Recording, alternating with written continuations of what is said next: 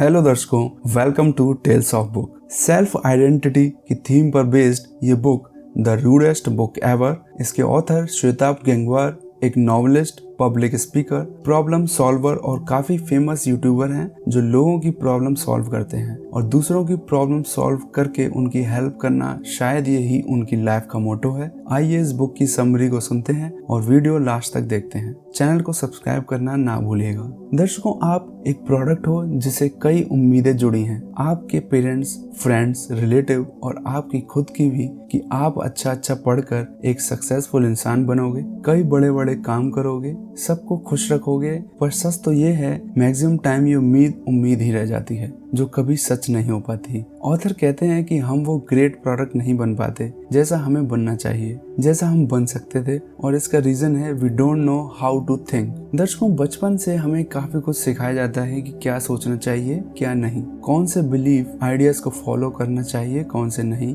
क्या सही, क्या गलत, इवन कौन सही कौन गलत। बल्कि ये बिल्कुल नहीं सिखाया जाता कि हमें कैसे सोचना चाहिए, जो सबसे इम्पोर्टेंट होता है, बिकॉज सोच ही ये डिसाइड करती है कि इंसान की जिंदगी आगे कैसे बनेगी। वैसे तो ये काम हमारे पेरेंट्स का होना चाहिए, लेकिन मैक्सिमम पेरेंट्स को खुद ही ये पता नहीं होता, तो वो अपने बच्चों को कैसे सिखा सकते हैं, कैसे हमें सोचना चाहिए, ये हम आगे डिस्कस करेंगे। What rejection do to us. याद करो, जब लास्ट टाइम ऐसा हुआ हो जब आपको रिजेक्शन मिला हो। शायद आपको किसी बिजनेस या जॉब में रिजेक्शन मिला हो, किसी को मैसेज करने के बाद रिप्लाई न मिलने पर रिजेक्शन। ऐसे ही रिजेक्शन काफी टाइप के होते हैं और वो हर इंसान की लाइफ में आते हैं। बट जब भी वो आते हैं, एक कॉमन चीज सबको देते हैं, जो है पेन। बिकॉज हम इंसानों को रिजेक्ट होना बिल्कुल पसंद नहीं होता। अगर हमें अपने रिजेक्शन, लॉसेस और फेलियर से डील करना नहीं आता है तो वो हमारी साइकोलॉजिकली शेप कर देते हैं। रिजेक्शन हमारी लाइफ का पार्ट है और हमें इसको एक्सेप्ट करना पड़ेगा। रिजेक्शन नॉर्मल है। अक्सर हम रिजेक्ट होकर या फेलियर होकर उस पर वर्क करने लग जाते हैं, उन लोगों को प्रूव करने के लिए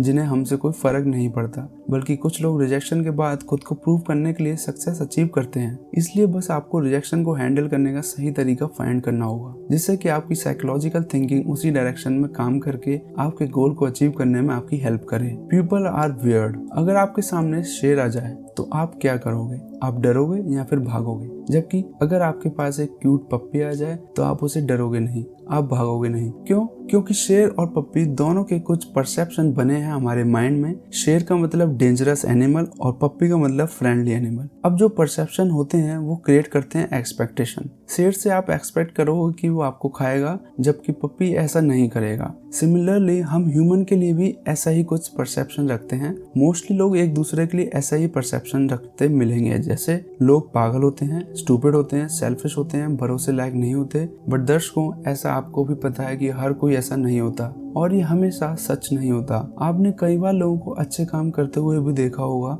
लोग एक दूसरे की हेल्प अपनी जान पर खेल कर भी करते हैं। और तो और जब बॉक्सिंग में दोनों ओपोनेंट्स एक दूसरे के बहुत पंचेस मारते हैं, बट जब मैच खत्म होता है तो वो दोनों एक दूसरे से हाथ मिलाते हैं, हग करते हैं, एक दूसरे को रेस्पेक्ट देते हैं। इससे ये पता चलता है कि लोग बुरे नहीं होते। पर दूसरी तरफ ये भी सच है कि कई बार लोग धोखा देते हैं, गलत काम करते हैं। इसका कंक्लूजन यही निकलता है कि लोग सोचते हैं कि कुछ लोग अच्छे होते हैं और कुछ लोग नहीं। और ये भी होता है कि कुछ लोग सोचते हैं कि लोग कॉम्प्लिकेटेड हैं, बट ये बोलकर ये साबित करते हैं कि वो लोग को समझ नहीं सकते, और लोगों को ना समझना हमारी लाइफ में डिफिकल्टी पैदा कर सकता है। बेटर ऑप्शन जो है वो हमें ऑथर श्वेताभ ने दिया है कि आप लोगों को वियर्ड बोलो। People are weird. ऑथर कहते हैं कि वियर्ड फैंटास्टिक वर्ड है लोगों को जस्टिफाई करने में, बिकॉज ये वर्ड ना तो पॉजिटिव है और ना ही नेगेटिव। आजकल कई लोग अपने आप को इंटरनेट पर वियर्ड बोलते हैं, जैसे वो अपने आप को कॉम्प्लीमेंट दे रहे हो। इसलिए वियर्ड वर्ड काफी मिस्टीरियस है। जैसे लोग भी होते हैं, तो बेटर ये होगा कि हम भी आज से यही सोचें कि लोग वियर्ड हैं, बिकॉज इससे ना तो पॉजिटिव और ना नेगेटिव परसेप्शन बनेगा,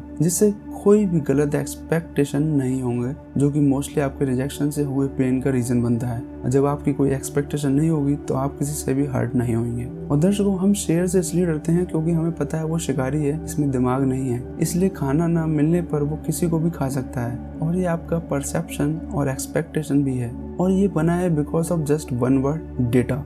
आपको ये सब प्रूव करने का डेटा है, ये आपके पास आया बुक से, स्कूल से या कहीं से भी, इसलिए आप ये फैक्ट को 100% ट्रू मानते हैं और अपने माइंड में फीडेड डाटा के बेस्ड पर आप अपनी एक्सपेक्टेशन बिल्ड कर लेते हैं। दर्शकों, ये ठीक वैसा ही है जब एक लड़के को एक लड़की रिजेक्ट कर देती है तो वो लड़का अपने आप में उस रिजेक्शन का रीजन कुछ भी अज्यूम कर लेता है, जैसे कि वो अज्यूम करे कि मैं उसके लायक ही नहीं हूँ इसलिए उसने मुझे रिजेक्ट किया, मुझे क्यों पसंद करेगी, वो बहुत अच्छी लड़की है। या फिर वो ये भी अज्यूम करता है कि मुझे नहीं पता कि उसने मुझे क्यों रिजेक्ट किया। वेल, पीपल आर वियर्ड, मतलब ना पॉजिटिव ना नेगेटिव। आपके पास प्रॉपर डेटा नहीं है, बिना डेटा के कुछ भी अज्यूम करना सही नहीं है और बिना डेटा के कुछ भी अज्यूम करने से बेटर होगा आपको लोगों को वियर्ड बोलना। You are a nation. दर्शकों, इमेजिन करो आप एक इंसान नहीं, नेशन हो, कंट्री हो और दूसरे लोग दूसरी कंट्री और आपके फ्रेंड्स, रिलेटिव, नेबर कंट्री हैं। इसके साथ अगर आपके रिलेशन अच्छे होंगे तो अच्छा होगा और अगर अच्छे नहीं होंगे तो बुरा होगा। और आपका जो सेल्फ है, यानी कि आप उस कंट्री के प्रेसिडेंट हो, अपनी कंट्री के, और आपने जो अपने लिए रूल बनाए हैं जिसे तोड़ना आपके लिए अच्छा नहीं होगा।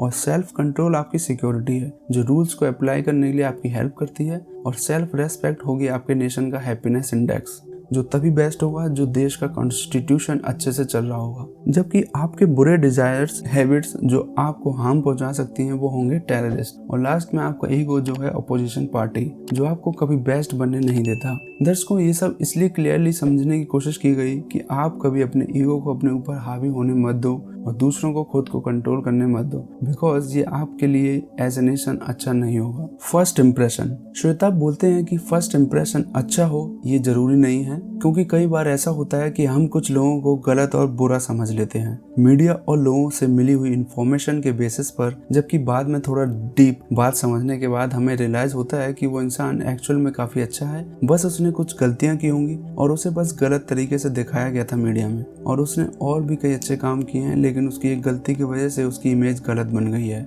इसलिए फर्स्ट इम्प्रेशन में किसी को जज करना सही नहीं होता। ऑथर श्वेताब कहते हैं किसी को भी उनके एक्ट के अकॉर्डिंग जज करो, उनकी पर्सनैलिटी के अकॉर्डिंग नहीं। हो सकता है कोई आज कुछ अच्छा काम कर रहा हो और वही इंसान कल कुछ गलत करने लग जाए। हम उस इंसान की होल पर्सनैलिटी के ऊपर नहीं जाना है, हमें बस उसके किए गए अच्छे एक्ट को जज करना है और उसके बेस्ड पर ही उसका इम्प्रेशन बनाना है। हमें डेटा और रिसर्च के बेस्ड पर पता करना होता है कि क्या सही है और क्या गलत, क्योंकि यही सही तरीका होता है सोचने का। Screw happiness. दर्शकों, हमारे जो भी एक्शन होते हैं उसके पीछे हमारा मोटिव होता है सिर्फ हैप्पीनेस, और कभी सेटिस्फेक्शन और हैप्पीनेस के डिफरेंस को समझ नहीं पाते। मूवीज, पार्टी और फ्रेंड्स के साथ टाइम स्पेंड करने पर हमें हैप्पीनेस तो मिल जाती है लेकिन सेटिस्फेक्शन नहीं मिलती। जैसे हम सबको पता होता है कि हमें वर्क करना चाहिए, मेहनत करनी चाहिए, फिर भी हम ऑल टाइम फोन में या टीवी देखने में टाइम स्पेंड करते रहते हैं और फिर बाद में रिग्रेट करते हैं, क्योंकि हम लॉन्ग टर्म सेटिस्फेक्शन सोचने के बजाय मोमेंटरी हैप्पीनेस को चूज करते हैं। सेल्फ सेटिस्फेक्शन अपने आप में एक बहुत ही बेटर स्टेट है, यानी कि पीसफुलनेस।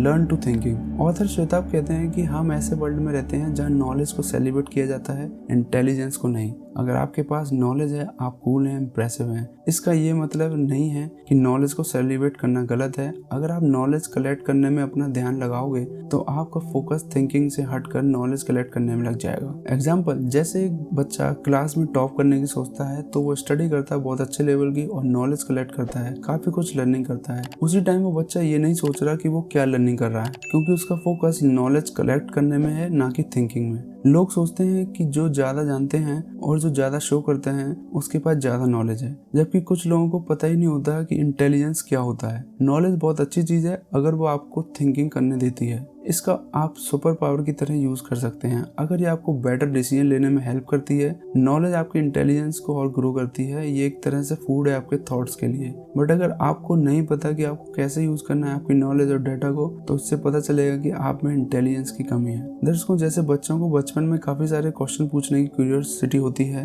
तो वो अपने पेरेंट्स से क्वेश्चन पूछते हैं, और अगर आप अपनी लाइफ में ग्रेट लीडर, ग्रेट पर्सन और कैसे सोचना है ये पता करना चाहते हैं तो क्वेश्चन करो। जिस पर आप बचपन से लेकर अभी तक बिलीव करते हो उन सब बातों पर क्वेश्चन पूछो। जितना हो सके डेटा कलेक्ट करो, रिसर्च करो, अपने माइंड की न्यू फंक्शनिंग करो और इसके बाद डिसीजन लो, और ये सब आपको लाइफ में आगे बढ़ने के लिए हेल्प करेगा। दर्शकों, बहुत ग्रेट बुक है, एक बार जरूर पढ़ेगा। बाय करने के लिए डिस्क्रिप्शन में लिंक दिया गया है। तो बस यही थी श्वेताब गैंगवार की द रूडेस्ट बुक एवर की समरी। दर्शकों, चैनल को सब्सक्राइब करना ना भूलें, हम आपके लिए और भी कई बेहतरीन बुक्स की समरी लाते रहेंगे जो आपकी लाइफ को बेटर करने में हेल्प करेंगे। अगर ये समरी पसंद आई तो लाइक और कमेंट जरूर करिए, और अगर पसंद ना आए तो अपना फीडबैक एंड सजेशन कमेंट में जरूर बताएं, जिससे कि हम खुद को बेहतर कर सकें आपके लिए। Thanks for watching.